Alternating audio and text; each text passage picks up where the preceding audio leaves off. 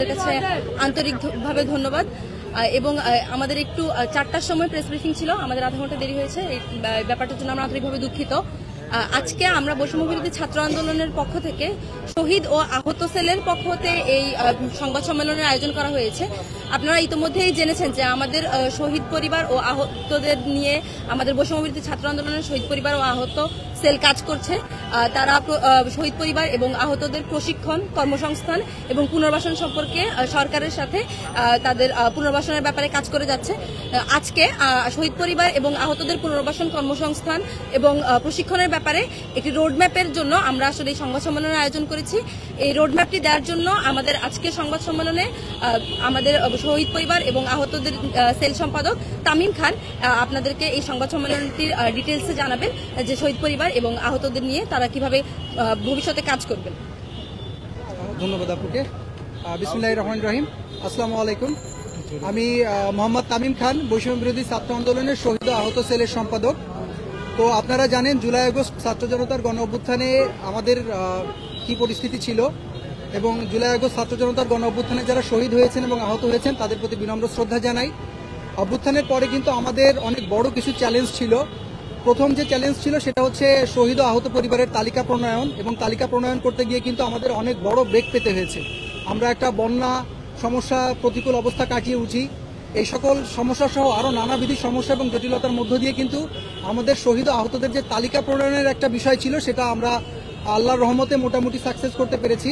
বৈষম্য বিরোধী ছাত্র আন্দোলন তালিকা প্রণয়নের সাথে শহীদ ও আহতদের পুনর্বাসন এবং কর্মসংস্থানের ব্যবস্থা নিয়েই মূলত কাজ করছে, এবং আমরা এটা আরও 1 মাস আগে থেকেই শুরু করেছি। তো মোটামুটি আমরা এখন একটা অবস্থানে পৌঁছেছি। সেই রোডম্যাপটাই আজকে আমি আপনাদেরকে জানাবো।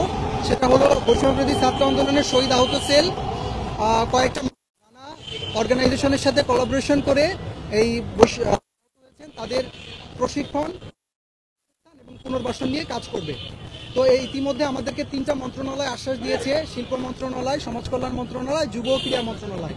এখানে আমরা প্রায় 50 থেকে 60টা কোর্সে আহতদেরকে এবং শহীদ পরিবারের সাথে শহীদ পরিবারের যারা আছেন তাদেরকে নিয়ে আমরা প্রশিক্ষণের ব্যবস্থা করব, এবং যে যে কাজে দক্ষ সেই কাজের মাধ্যমে তাদেরকে দক্ষতা অনুসারে প্রশিক্ষিত করে তাদেরকে আমরা কর্মসংস্থানের ব্যবস্থা করব এবং পুনর্বাসনের ব্যবস্থা করব। আর ইতিমধ্যে আমরা 100 জন আহতকে কম্পিউটার প্রশিক্ষণ শুরু করে দিয়েছি। ছাত্র আন্দোলনের এই শহীদ আহত সেল এটা আসলে শহীদ আহতদের ভ্যানগার্ড হয়ে কাজ করছে এবং বৈষম্য বিরোধী ছাত্র আন্দোলনের ভ্যানগার্ড হয়ে কাজ করছে। আমরা এটা করে যাব ইনশাল্লাহ। তাদের পুনর্বাসনের ব্যবস্থা করতে পারি এবং তাদেরকে একটা স্বাভাবিক অবস্থানের মধ্যে নিতে পারি, সে ব্যাপারে আপনাদের সকলের সহযোগিতা কামনা করি। আজকে গণমাধ্যম কর্মী আপনারা যারা এখানে এসছেন আমাদের ডাকে, আপনাদেরকে অনেক অনেক ধন্যবাদ।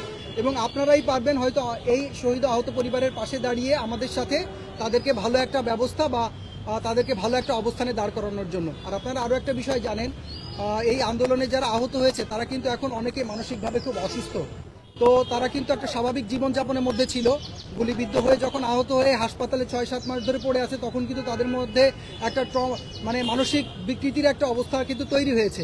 তো নানাবিধ জটিলতা কিন্তু তাদের সাথে চলছে, যেমন তাদের তালিকা প্রণয়নের সমস্যা, ক্যাটাগরির সমস্যা, তাদেরকে ঠিক টাইমে ভাতা দেওয়া হচ্ছে না, এটা একটা সমস্যা। এই সকল সমস্যা কাটিয়ে যাতে আমরা খুব সহজভাবে তুলতে পারি, এই জন্য বৈষম্য বিরোধী ছাত্র আন্দোলন কাজ করে।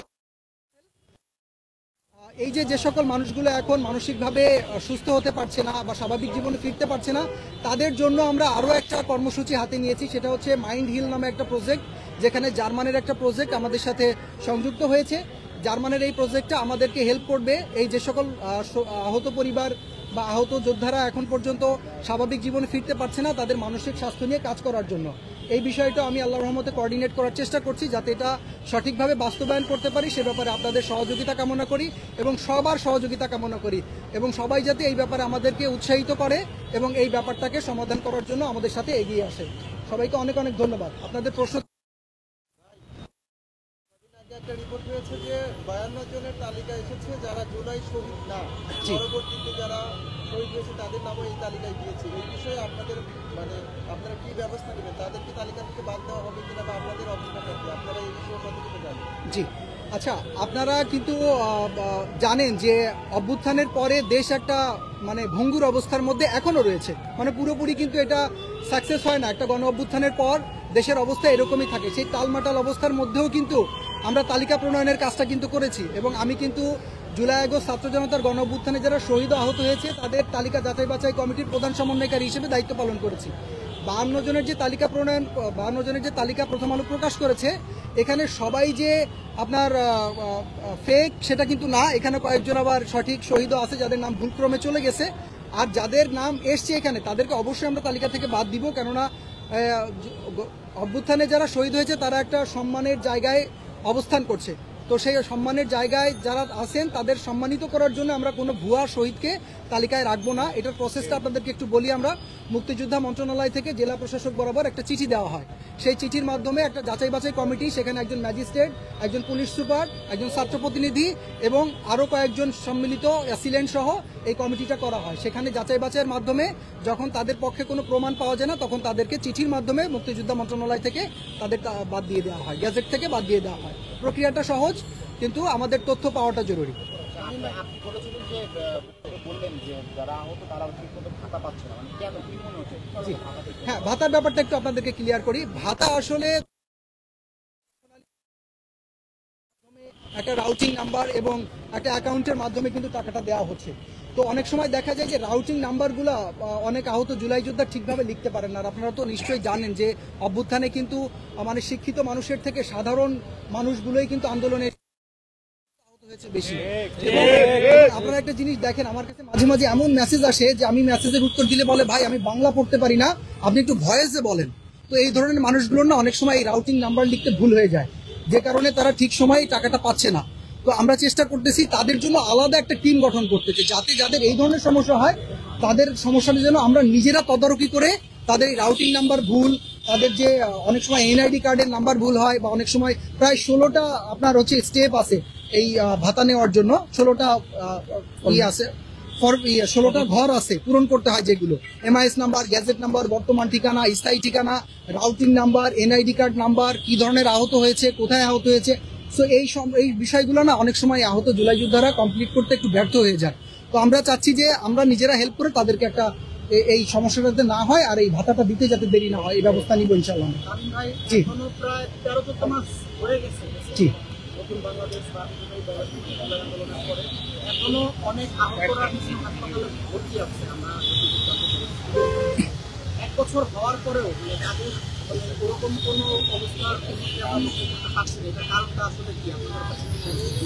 ভাইয়া আসলে আমি খুবই দুঃখের সাথে জানাচ্ছি, আপনি যে কোশ্চেনটা করছেন এটা আসলে খুব হৃদয় বিদারক একটা কোশ্চেন করেছেন। কেননা একটা মানুষ যদি হাসপাতালে 1 মাস থাকে তারই অবস্থা খারাপ হয়ে যায়, কিন্তু সেই মানুষটা যখন দিনের পর দিন 1 বছর থাকে তখন তার অবস্থা কি হয় এটা আসলে আমাদের ধারণ করতে হবে ভাইয়া, এটা হচ্ছে মেইন কথা।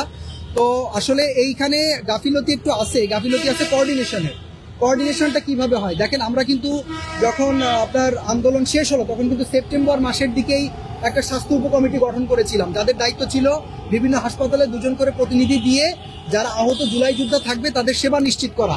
আসলে ওখানে আমাদের একটা কোঅর্ডিনেশনের অভাব ছিল, ওখানে লজিস্টিক সাপোর্টের একটা সমস্যা ছিল। এরপর মন্ত্রণালয়ের সাথে আমাদের একটা গ্যাপ ছিল যে আমরা ঠিকভাবে কাজ করতে পারছি না। এটা যে আসলে সবার দোষ ছিল এরকম না, আসলে সিচুয়েশনটাই খুব খারাপ ছিল। যে আমরা এই যে বন্যা পরিস্থিতিটা মোকাবেলা করতে গিয়ে দেখা গেছে যে আমাদের অনেক বড় একটা গ্যাপ হয়ে গেছে, মানে কেউ যাচ্ছে বন্যার মানুষদেরকে হেল্প করতে, কেউ যাচ্ছে হাসপাতালে, আবার কেউ এই টিএসসিতে গিয়ে অন্যান্য আহতদেরকে সামলাচ্ছে। তো এইসব বিষয়ের কারণে একটা কোঅর্ডিনেশনের গ্যাপ হয়ে যায়। তারপরেও আমরা প্রত্যেক হাসপাতালে, যেমন আমি নিজেই বক্ষব্যাধির দায়িত্বে ছিলাম, আমি আবার স্বাস্থ্য কমিটির একজন সদস্য, তো আমরা চাচ্ছিলাম যে এটা যেন কোঅর্ডিনেশন করে ঠিকভাবে করা যায়। তো আমাদের কোঅর্ডিনেশনের একটা গ্যাপের কারণে এই জিনিসটা হয়েছে।